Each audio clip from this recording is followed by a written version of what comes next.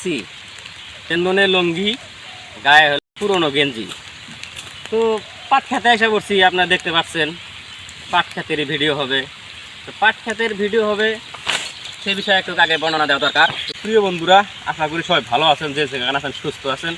সবারই সুস্থ শুভকামনা নিয়ে আজকের ভিডিওটা শুরু করে দিলাম। তো দেখেন এই যে এখানে মানে আধা বিঘা পাট, আর পাটের মৌসুম আসলে বা পাট কাটার সিজন আসলে বিশেষ করে মানে এই যে পাট কাটা যেগুলা মানে হাজিরা কাজ করে কৃষি বা ক্ষেত খামারে, এগুলা লোকের মানে খুব একটা অভাব ঘটে যায়।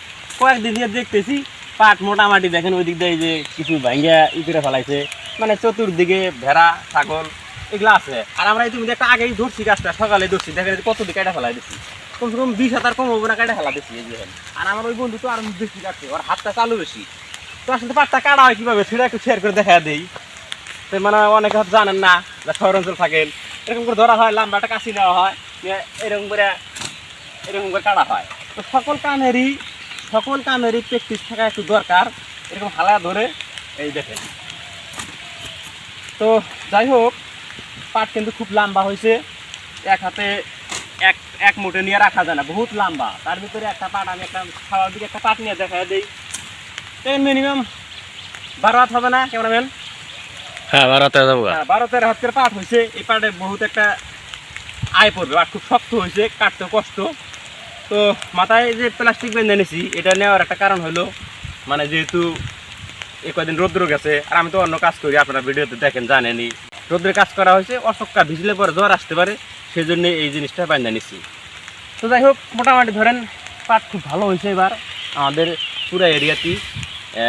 আমি এই মুহূর্তে তো বীরসিংহ পশ্চিম পাড়ায় স্থিত আছি, খুব পাট হয়েছে। তো যাই হোক, পাট আসলে তো এরকম কাটবো, কাইটা এটা যে এরকম করে হাতা বান্ধিছি, হাতাগুলো দেখা দেন আমরা, এরকম করে বান্ধা হয়, বান্ধার পরে এটা এই যে পিল দেওয়া লাগে আর কি, এরকম করে দেখা দেয় না, দেখুন এরকম করে এটা মানে পিল কয় আর কি। এটা এক জায়গায় রাখা হয়, রাখা 2-3 দিন পরে এটা এরকম করে পাট হাতাটা জাইখা এরকম করে ঝাঁকা হবে আর কি, ঠিক আছে?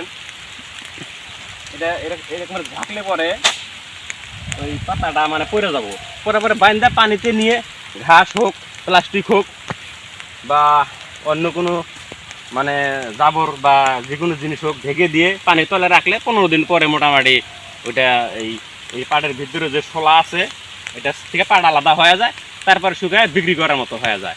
তো যাই হোক বন্ধুরা, বসে থাকার থেকে বেকার খাটা ভালো, বসে থাকলে রাজার ভান্ডারও কুলায় না।